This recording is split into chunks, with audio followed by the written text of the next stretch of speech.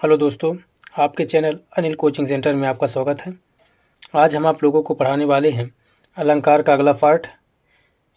इसके पहले हम बहुत सारे अलंकार पढ़ा दिए हैं, जैसे यमक अलंकार, अनुप्रास अलंकार, शब्द अलंकार और बहुत सारे इधर पढ़ाया गया है।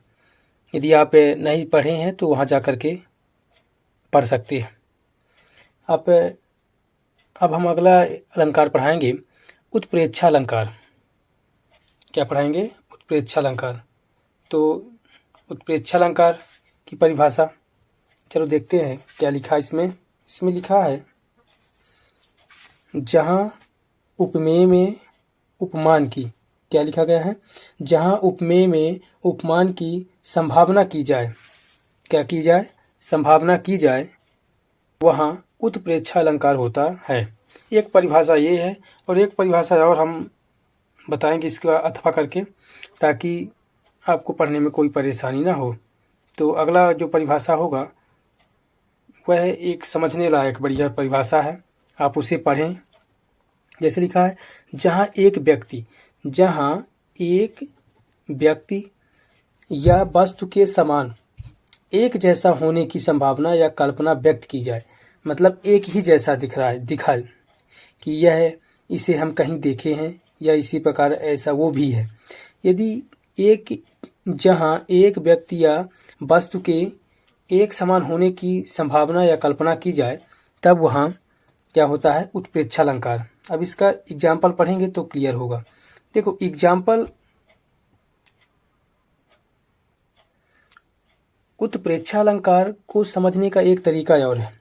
यदि बोधक शब्द, बोधक मतलब इनका बोध किया जाए, या कि जो दिए गए हैं उसमें हमारे एग्जाम्पल के रूप में, यदि मानो, मनु, मनहु, जानो, जनु और जनहु, यदि इतने शब्द यदि आपको कहीं भी एग्जाम्पल में मिल जाए तो हमको समझ लेना है कि वहाँ उत्प्रेक्षा अलंकार होगा। वहाँ कौन सा अलंकार होगा?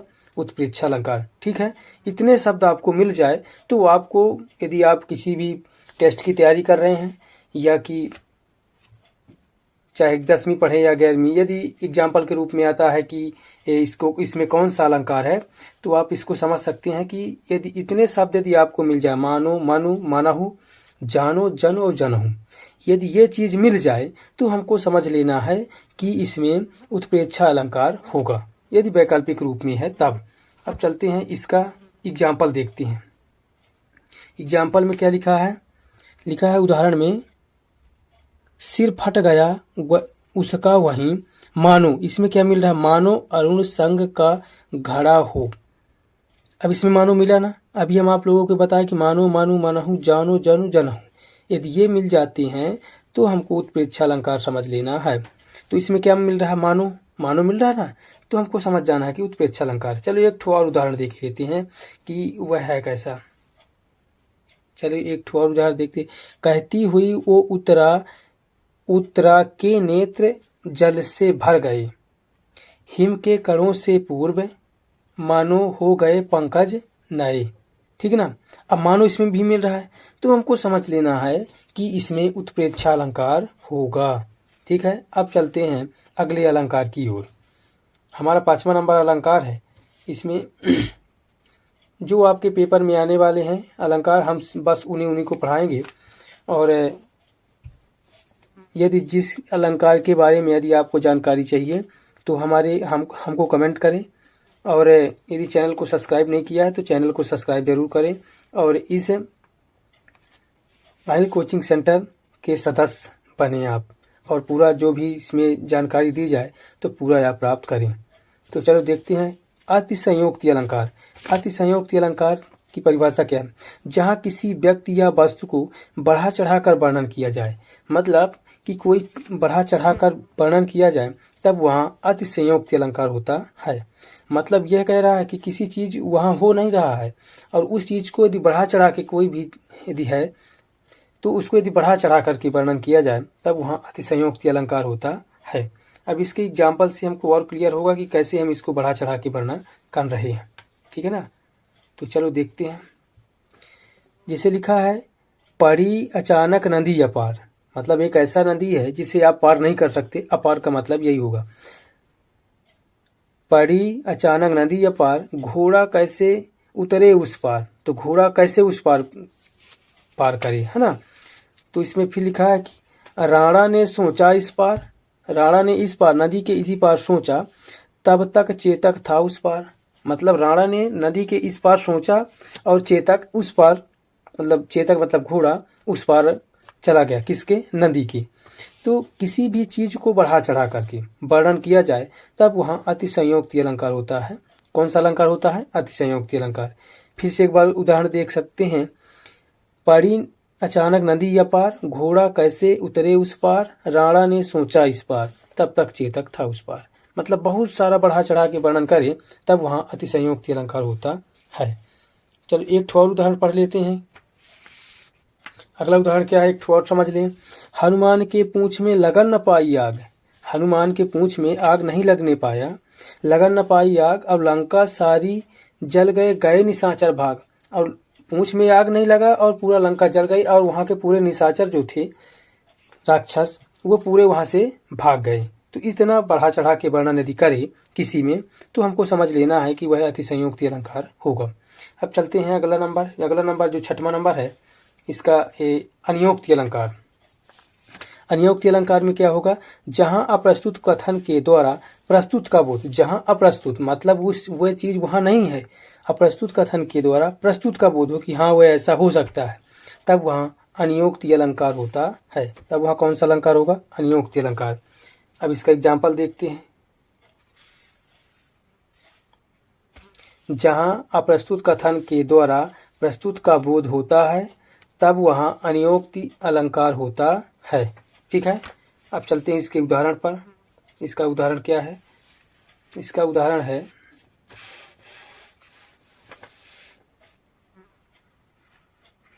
क्या है इसमें, माली यावत देख कर कलियन करे पुकार।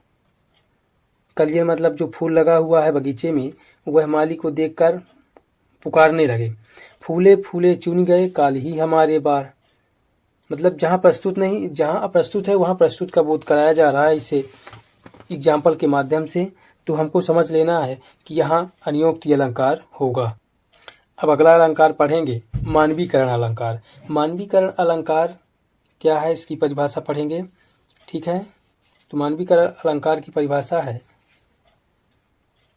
लिखा है जब प्रकृति वस्तुओं जैसे पेड़ पौधे बादल आदि के मानवीय भावनाओं का वर्णन हो, यानी निर्जीव चीजों में सजीव होना दर्शाया जाए। मतलब वह निर्जीव है और उसमें क्या दर्शाया जाए, सजीव, कि यह सजीव है, तब वहाँ मानवीकरण अलंकार माना जाता है या कहा जाता है। फिर से पढ़ सकते हैं। जब प्राकृतिक वस्तुओं जैसे पेड़ पौधे बादल आदि के मानवीय भावनाओं का वर्णन हो यानी निर्जीव चीज या वस्तु में सजीव का होना दर्शाया जाए, तब वहाँ मानवीकरण अलंकार होता है। अब इसका एग्जाम्पल करेंगे तो क्लियर होगा कि इसमें कैसा लिया गया है। जैसे उसमें है नहीं लेकिन उसका हम क्या कर सकते, इसमें भी वही उदाहरण लिख सकते हैं। माली आवत देख कर कलियन करी पुकार, फूले फूले चुन गए काल ही हमारे बार। यह मानवीकरण का ही एग्जाम्पल माना गया है। और जैसे इसमें बोला गया है कि पेड़ पौधे, या अभी बोला गया ना कि जैसे पेड़ पौधे बादल, यदि इनको देख, मतलब इसमें बोला गया है कि ये है निर्जीव पर इसको सजीव होने का वर्णन किया गया है। तो जैसे माली आवत देखकर कलियन करे पुकार, तो क्या कलिया कभी पुकार करते हैं माली को देख करके? तो इसमें निर्जीव वाले को सजीव के रूप में क्या किया गया है, वर्णन किया गया है। इसलिए इसको क्या बोला गया है, मानवीकरण अलंकार। मानवीकरण मतलब मानव की तरह बिहेव करे या रहे या सोचे या बोले, तो मानवीकरण का मतलब यही होता है। ठीक है ना। अब अगला देखते हैं इसमें अलंकार। अगला नंबर है भ्रांति अलंकार। तो भ्रांति का मतलब होता है किसी चीज का भ्रम हो जाए। भ्रम कैसे हो जाता है, चलो पहले परिभाषा पढ़ेंगे, इसके बाद इसका एग्जाम्पल। जहां अप्रस्तुत वस्तु को देखकर किसी विशेष समानता के कारण दूसरी वस्तु में भ्रम हो जाए, तब वहाँ भ्रांति अलंकार होता है। तब वहाँ कौन सा अलंकार होगा? भ्रांति अलंकार। कौन सा अलंकार होगा? भ्रांति अलंकार। अब इसका एग्जाम्पल देख लेते हैं कि भ्रांति मतलब भ्रम। अब भ्रम कैसे हो जाता है? जैसे आप अंधेरे में जब हैं, जब अंधेरे में किसी रस्सी को, यदि किसी रस्सी को देखकर आप उसे क्या समझ जाते हैं कि अरे ये तो सांप है, तो तुमको भ्रम हुआ ना। तो जो भ्रम हो रहा है उसी को क्या कहा गया है? भ्रांति अलंकार। एक और एग्जाम्पल देख लेते हैं, उसमें क्या लिखा गया है, ठीक ना। जैसे लिखा कि जब अंधेरे में किसी रस्सी को देखकर उसे सांप समझ लेना कि ये तो सांप है, तो वो जब तुमको भय प्राप्त उत्पन्न हो जाए तो हमको समझ लेना है कि भ्रांति अलंकार है। एक और एग्जाम्पल लेते हैं, जान श्याम को श्याम घन नाच उठे बन मोर। क्या बोला गया? जान श्याम को श्याम घन नाच उठे बन मोर। ऐसा भी हो नहीं सकता। मतलब जब भय उत्पन्न हो जाए तब हमको समझ लेना है कि भ्रांति अलंकार है। इसके बाद अगला नंबर हम पढ़ाएंगे आपको संदेह है। संदेह अलंकार किसे कहते हैं? तो संदेह अलंकार वह का अलंकार होता है जिसमें किसी चीज का संदेह हो हमको कि ऐसा इसमें कैसा है, यह क्या वही है कि दूसरा है। तो यदि इस प्रकार मिले तो हमको समझ लेना है कि यह भ्रांति अलंकार है। जैसे इसका संदेह अलंकार की परिभाषा लिखेंगे, जहाँ रूप रंग और गुण की समानता के कारण किसी वस्तु को देखकर यह निश्चय ना हो कि यह वही वस्तु है, वहाँ संदेह अलंकार होता है। वहाँ कौन सा अलंकार होगा? संदेह अलंकार। उसमें यह समझ में नहीं आए कि यह है क्या। ठीक है ना। चलो अब इसके बाद एग्जाम्पल को देखते हैं, तो वहाँ से आपको और क्लियर हो जाएगा कि इसमें वास्तव में है क्या चीज़। जैसे लिखा, सारी बीच नारी है कि नारी बीच सारी, कि सारी ही की नारी है कि नारी ही की सारी। जब इसमें बताया गया है कि सारी बीच नारी है, जब दुशासन ने इस साड़ी खींच रहा था तो वह भगवान श्री कृष्ण की दुआ से, या जो समझें आप, तो जब खींच रहा था तो उसमें यह क्लियर नहीं हो रहा था, इतनी बड़ी साड़ी हो गई थी कि वह खींच रहा था तो वह साड़ी जो है पूरी तरह से खत्म ही नहीं हो रहा था। ठीक है। तब वहाँ बोला गया था कि सारी बीच नारी है कि नारी बीच सारी, नारी बीच सारी, कि सारी ही की नारी है कि नारी ही की सारी, कि नारी के सारी बना है कि सारी का नारी बना है। नारी मतलब औरत। ठीक है। तो इस प्रकार से है। और जो कुछ है ये यकाद है अलंकार बच गए हैं तो आप हमको कमेंट करें कि हमारे सिलेबस के अंतर्गत ये अलंकार हैं, तो हम उनको भी पढ़ा देंगे। और यदि वीडियो अच्छा लगा हो तो दोस्तों के साथ शेयर करें, लाइक करें, कमेंट करें। जय हिंद, वंदे मातरम।